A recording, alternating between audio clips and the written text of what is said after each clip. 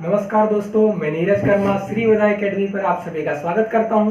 दोस्तों, हम पढ़ रहे थे नंबर सिस्टम संख्या पद्धति, और संख्या पद्धति में कुछ और वीडियो अपलोड कर चुका हूं। यदि आपने वो वीडियो नहीं देखे हो तो आई बटन पर क्लिक करके आप वो वीडियो देख सकते हैं। और दोस्तों, यदि आप हमारे चैनल पर नए हो तो हमारे चैनल को सब्सक्राइब कीजिए, लाइक कीजिए और शेयर कीजिए। दोस्तों, आज हमारा टॉपिक है शेषफल आधारित प्रश्न।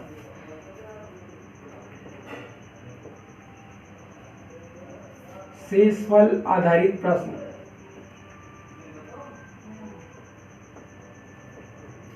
दोस्तों, चाहे वो कोई एसएससी की एग्जाम हो, चाहे बैंकिंग की हो, चाहे आपका व्यापम हो, शेषफल आधारित प्रश्न उसमें पूछे ही जाते हैं और ये बहुत इजी होते हैं। इन क्वेश्चन को सोल्व करना कोई ज़्यादा टफ नहीं है, ये नंबर गेन करने वाले क्वेश्चन होते हैं। तो आइए हम देखते हैं इनको किस तरह से इनको देखा जाता है। पहली बात तो हम बात करेंगे शेषफल की, कि शेषफल कैसे निकाला जाता है, शेषफल किस प्रकार के होते हैं।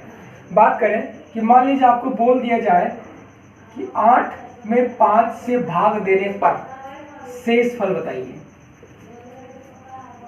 शेषफल क्या होगा। यदि हम इस संख्या 8 में 5 से भाग दें तो बताइए शेषफल कितना होगा। तो पहले आइए हम इसको समझते हैं भाग देकर। तो 8 में भाग देंगे 5 से 8 में भाग जाएगा एक बार, ये बनेगा 5, माइनस करें कितना बचा 3, तो ये हमारा रिमाइंडर हो जाता है 3, यानी शेषफल कितना मिल चुका है हमको 3। लेकिन शेषफल की एक दूसरी कंडीशन भी बनती है। यदि इस 8 में हम भाग दें 5 से तो भाग भी ज्यादा बार भी दिया जा सकता है, तब शेषफल क्या बनता है। 5 से भाग दें इसमें 2 बार, 5 से 2 बार पड़ेगी कितना बनेगा 10। इस बार हम माइनस करेंगे तो 8 में से 10 गया, 8 में से 10 आप घटाओगे तो कितना बचेगा 2, लेकिन वो कैसा आएगा माइनस का, क्योंकि जब भी आप घटाते हो तो संख्या के साथ चिन्ह बड़ी संख्या का आता है। घटाया, संख्या के साथ चिन्ह आएगा माइनस का, तो शेषफल कितना आया माइनस के 2। एक कंडीशन बनी थी कि शेषफल कितना आया था 3, जो कि धनात्मक था। दूसरी कंडीशन बनी शेषफल कितना आया 2, जो कि क्या है ऋणात्मक है। लेकिन कभी भी शेषफल ऋणात्मक नहीं होता है दोस्तों। तो ये ऋणात्मक शेषफल को वापस हम धनात्मक बनाए जाएंगे तो हमें शेषफल वापस वही प्राप्त होगा। इसके टाइप अलग अलग हो सकता है, लेकिन शेषफल सदैव किसी प्रश्न का सवाल का एक ही निकलता है। तो हम देखते हैं माइनस का 2 है, इसे प्लस का बनाना है तो क्या करेंगे, हमारा जो भाजक था माइनस चिन्ह है तो इस भाजक में से 2 को माइनस कर दो। तो इस 5 में से 2 को माइनस किया कितना बचा 3, तो वापिस इस कंडीशन में शेषफल कितना बना 3 ही बना। तो शेषफल की ये कंडीशन होती है। अब ये हमें आगे भी प्रश्नों में काम में आएगा दोस्तों। ये दोनों की दोनों कंडीशन, एक तो प्लस निकल सकता है और एक बार माइनस भी निकल सकता है। माइनस को किस तरह से हमें चेंज करना है, तो माइनस को हमें क्या करना है, हमारे भाजक में यानी जिस संख्या से भाग दी जा रही है उस संख्या से माइनस करना है। चलिए दोस्तों, हम बढ़ते हैं हमारे क्वेश्चन की तरफ।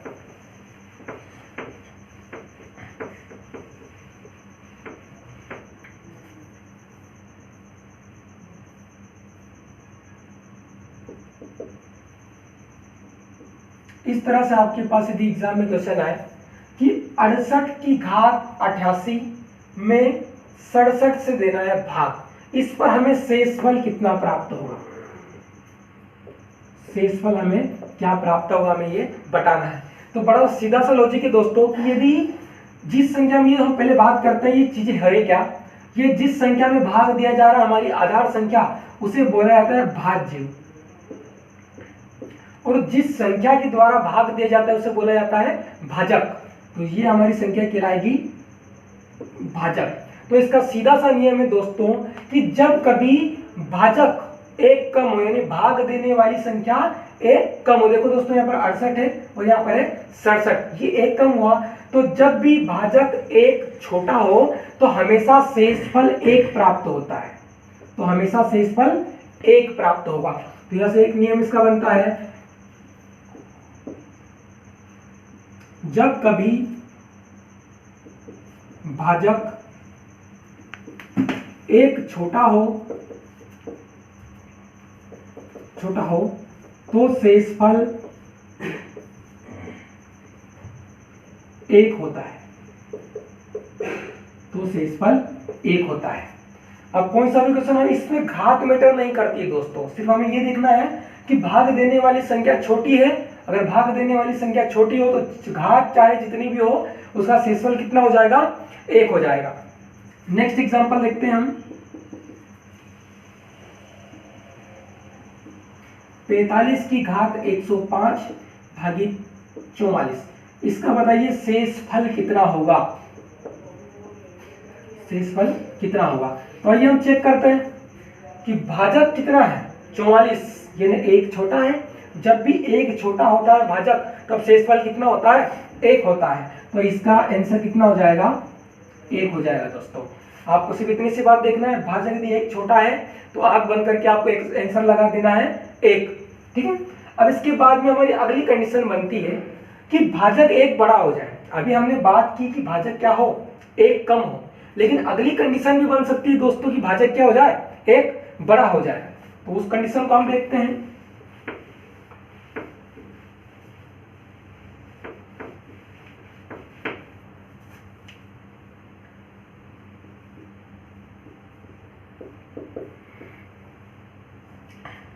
सत्रह की घात 200 भागित 18, हमें बताना है कि इसका शेषफल क्या प्राप्त होगा, शेषफल क्या प्राप्त होगा।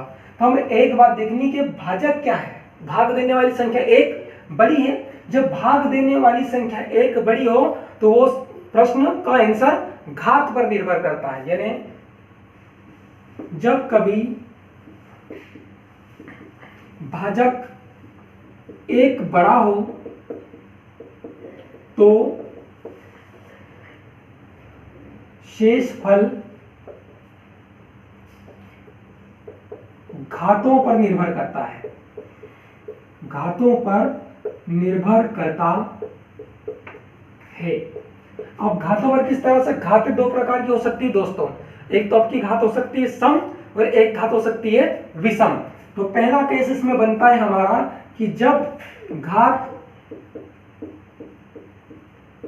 सम संख्या हो, जब घात सम संख्या हो तो इस स्थिति में आपका आंसर हमेशा 1 ही आएगा। हमें देखना है दोस्तों कि भाजक क्या है, 1 बड़ा है। जब भाजक 1 बड़ा हो तो घातों को देखना है। घात यदि सम संख्या हो तो इसका आंसर कितना हो जाएगा, 1। तो यहाँ पर देखिए दोस्तों घात क्या है, सम, 200 क्या होगा, सम होगा। जब घात सम संख्या होती थी इसका शेषफल का आंसर कितना हो जाएगा, 1 हो जाएगा।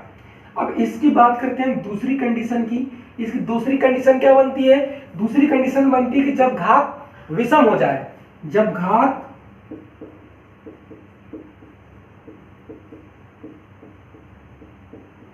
विषम संख्या हो, जब घात विषम संख्या हो तो हमारा शेषफल का जो उत्तर होता है वो होता है आधार।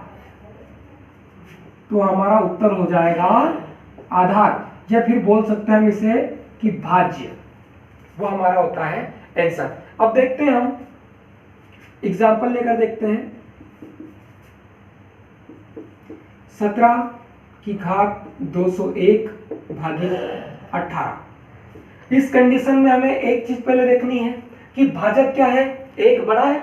जब भाजक 1 बड़ा हो तो हमें घातों को देखनी है, और घात को देखेंगे। घात यदि सम होगी तो आंसर हो जाएगा 1, और घात यदि विषम होगी तो आंसर क्या हो जाएगा, हमारा आधार या फिर भाज्य। यानी घात यहाँ पर क्या है 201, जो कि क्या है, एक विषम संख्या है। जब भाजक घात विषम संख्या होती है तो हमारा शेषफल क्या हो जाएगा, शेषफल हो जाएगा आधार या फिर भाज्य। यानी आधार क्या हुआ 17, तो इसका शेषफल का हमारा आंसर हो जाएगा 17। सिंपल सी बात है दोस्तों। हमें पहले तो देखना है कि भाजक संख्या क्या है, बड़ी है तो ठीक है, बड़ी है तो फिर 2 कंडीशन बनेगी।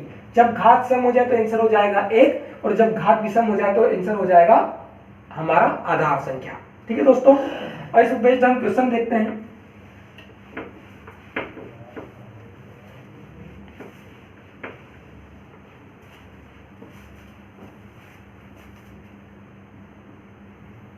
बहत्तर की घात 198 भागित 73।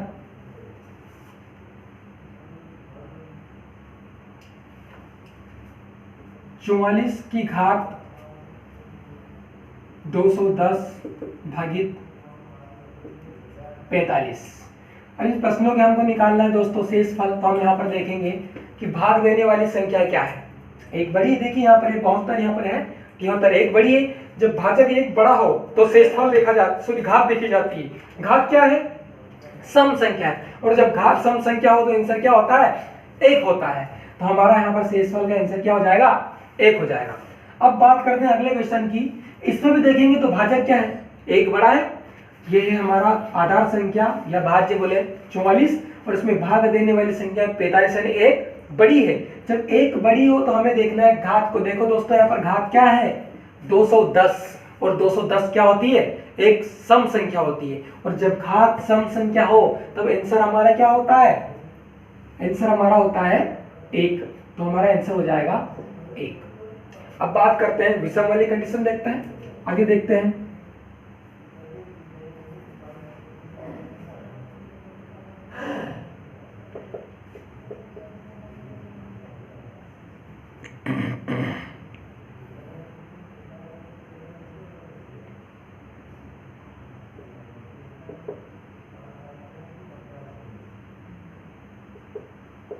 दोस्तों हमारे पास ये 2 प्रश्न है। अब देखते हैं कि भाजक क्या है? 1 बड़ा।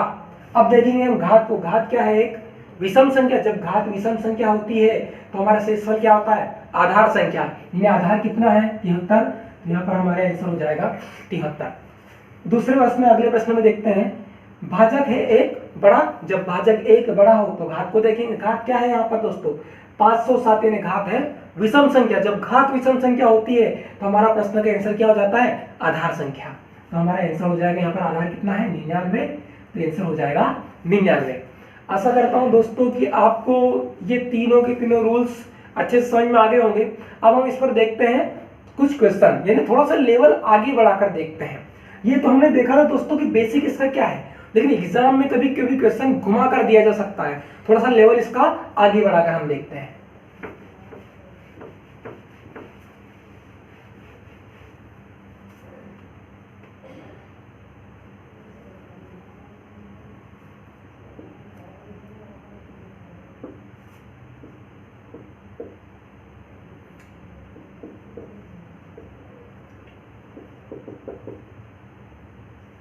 पहला एग्जांपल देखते हैं दोस्तों। अब हमारे पास थोड़ा सा प्रश्न बढ़ा दिया गया है। पहले हमने जो टाइम को देखा था बेसिक, वो सिर्फ इतना था कि 18 की घात 15 भागित 17। लेकिन इस कंडीशन में यहाँ पर क्या हुआ है कि इसमें कुछ संख्या और प्लस कर दी गई है। तो हमें पहले देखना है इसको हम किस तरह से लिख सकते थे। इसको हम लिख सकते थे 18 की घात 15 प्लस 4 भागित 17। क्या किया दोस्तों? हमने इसे सिर्फ बटे में लिख दिया है, दूसरा हमने इसमें कुछ भी नहीं किया है। अब हम देखेंगे दोस्तों, इतने का आप आंसर बता सकते हो। यदि इस 4 को छोड़ दें हम तो इसका आप आंसर बता सकते हो कि भाग देने वाली संख्या क्या है? छोटी है। जब भाग देने वाली संख्या छोटी है तो हमारा शेषफल कितना हो जाता है? 1 हो जाता है। तो इतने का हम आंसर निकालेंगे, इस इतने भाग का आंसर निकाले जाएंगे, कितना बनेगा? 1 बनेगा। लेकिन प्लस यहाँ पर क्या है? 4। तो आंसर कितना हो जाएगा? 5। तो हमारा शेषफल का आंसर इस कंडीशन में हो जाएगा 5। आगे देखते हैं दोस्तों दूसरा एग्जांपल। 76 की घात 65 प्लस 35 भागित 75। अब दोस्तों इसका आंसर बताइए। आप ओरली इसका बता सकते हो, ठीक है। ओरली इसका आंसर हम बता सकते हैं कि भाग देने वाली संख्या क्या है? 1 छोटी है। जब भाग देने वाली संख्या 1 छोटी होती है तो आंसर कितना आता है? 1 आता है। जब आंसर 1 आता है, इसके साथ में प्लस वाली संख्या को आप ऐड कर दीजिए इसमें। तो आप इसको देखो, या तो फिर आप इसको आगे बढ़ाकर देख सकते हैं। तो 76 की घात 65 प्लस 35 भागित 75। दोस्तों हम इनका आंसर निकाल कर देख लेंगे, बाकी इसको इसमें बाद में ऐड कर देंगे। तो भाग देने वाली संख्या क्या है? 1 छोटी है। जब भाग देने वाली संख्या 1 छोटी होती है तो इतने का आंसर कितना निकलता है? 1 निकलता है। तो इसका आंसर हो जाएगा 1 प्लस ये वाली संख्या हमारे पास 35, तो प्लस कर देंगे 35। तो हमारा आंसर कितना हो जाएगा शेषफल का? 36 हो जाएगा। ठीक है दोस्तों, ये तो हमने एक कंडीशन देखी। अब थोड़ा सा इसके टाइप को और लेवल को थोड़ा सा आगे बढ़ाते हैं। लेवल को आगे बढ़ाते हैं दोस्तों, इसमें आगे कोई टफ नहीं होगा, इससे भी इजी आएगा, क्योंकि इससे पहले ही हमने शेषफल के टाइप पढ़ लिए। शेषफल के टाइप क्या पढ़े थे? दो टाइप का होता है शेषफल, एक तो होता है प्लस और दूसरा शेषफल का टाइप होता है माइनस। लेकिन माइनस कभी भी शेषफल नहीं होता है। इस कंडीशन में हम क्या करते हैं? माइनस शेषफल को प्लस बनाते हैं। और प्लस कैसे बनाते हैं? भाग देने वाली संख्या में से माइनस हो तो माइनस कर देंगे हम। अगला हमारा टाइप देखते हैं, थर्ड एग्जांपल देखते हैं। 45 की घात 50 माइनस 9 भागित 44। अब दोस्तों ये भी थोड़ा सा उसी जैसा है, लेकिन यहाँ पर क्या हो रहा है कि माइनस साइन आ चुका है। अब हमको देखना है 45 की घात 50 माइनस 9 भागित 44। भाग देने वाली संख्या देखो दोस्तों, क्या है भाग देने वाली संख्या? तो भाग देने वाली संख्या हमारे पास में क्या है? छोटी। जब भाग देने वाली संख्या छोटी होती है तो शेषफल हमेशा कितना होता है? 1। तो इतने का शेषफल हो जाएगा 1। माइनस यहाँ पर है 9, तो 1 में से आप 9 को घटाओगे तो हमारा आंसर कितना होगा? माइनस के 8। अब घटा दीजिए बड़ी संख्या में से छोटी संख्या, लेकिन चिन्ह किसका आता है? बड़ी संख्या का चिन्ह आएगा, जो कि क्या है? माइनस। तो हमारा आंसर कितना हो जाएगा? माइनस के 8। लेकिन दोस्तों माइनस जब शेषफल हो तो उसे हम प्लस बनाते हैं, और प्लस किस तरह से बनाते हैं? उसको भाग देने वाली संख्या से माइनस कर देते हैं। तो यहाँ पर हमारा आंसर कितना बनेगा? 44 माइनस 8। 44 में से 8 गए, कितना बचा? 36। तो आपका आंसर हो जाएगा 36। ये होगा आपका आंसर। अब बात करते हैं कि जब भाग देने वाला एक बड़ा हो और साथ में माइनस चिन्ह भी उसके साथ में आ जाए। 85 की घात 97 माइनस 27 भागित 86। ये दोस्तों हमारे पास, ये दोस्तों ये जो क्वेश्चन आपको मैं बता रहा हूँ, ये किसी न किसी एग्जाम में क्वेश्चन पूछे गए क्वेश्चन है। इस तरह से क्वेश्चन आपके चाहे एसएससी हो, चाहे बैंकिंग की एग्जाम हो, चाहे व्यापम हो, ये क्वेश्चन आते ही आते हैं। अब देखिए दोस्तों, अब यहाँ पर फिर से सही आप जमा कर देख सकते हैं। अब इसको जमा लीजिए। 85 की घात 97 माइनस 27 भागित 86, ये कर दिया 86। अब हम एक बात, हमें दूसरा रूल हमारे ध्यान में आ रहा होगा कि जब भी भाग देने वाली संख्या एक बड़ी हो, यह है 85, भाग देने वाली संख्या क्या है? 86, एक बड़ी है। जब भाग देने वाली संख्या एक बड़ी होती है तो हमारा शेषफल निर्भर करता है घातों पर। यानी अब इस कंडीशन में हम देखेंगे घात, यानी घात यदि सम हो जाएगी तो आंसर हो जाएगा 1, लेकिन यदि घात हो जाती है हमारी विषम तो हमारा आंसर कितना हो जाता है? आधार संख्या। तो देखें भाग देने वाली संख्या एक बड़ी है, तो अब देखेंगे हम घात को, घात कितना है? 97 यानी क्या? विषम संख्या। जब घात विषम संख्या हो तो हमारा शेषफल इतने का क्या हो जाएगा? आधार, यानी शेषफल कितना हो जाएगा यहाँ पर? 85 माइनस 27। 85 में से 27 को माइनस कर दीजिए। यदि क्वेश्चन हमारा आंसर धनात्मक आता है तो वही हमारा आंसर हो जाएगा। घटा दीजिए, यहाँ से एक आगे ट्रांसफर करेंगे, बनेगा 15। 15 में से 7 गए, कितना बचा? 8। यहाँ पे एक आगे ट्रांसफर कर चुके हैं दोस्तों, कितना बन चुका है? 7। 7 में से 2 गए, कितने बचे? 5। तो ये 58 हो जाएगा आपका आंसर। ठीक है दोस्तों, ये हमने इसका बेसिक लेवल भी देख लिया है और इसका टफेस्ट से टफेस्ट लेवल भी हमने देख लिया है। इससे बाहर दोस्तों एग्जाम में क्वेश्चन नहीं आएगा, ये पूरा का पूरा टफ लेवल हमने बना दिया है। इससे आगे एग्जाम में क्वेश्चन कुछ नहीं आएगा, और ये एक क्वेश्चन हमेशा एग्जाम में आता ही है। तो दोस्तों मैं उम्मीद करता हूँ कि आपको ये लेक्चर अच्छे से समझ में आया होगा। तो दोस्तों आज के लिए इतना ही, अगले लेक्चर में हम और आगे डिस्कस करते हैं। ओके, धन्यवाद, थैंक यू।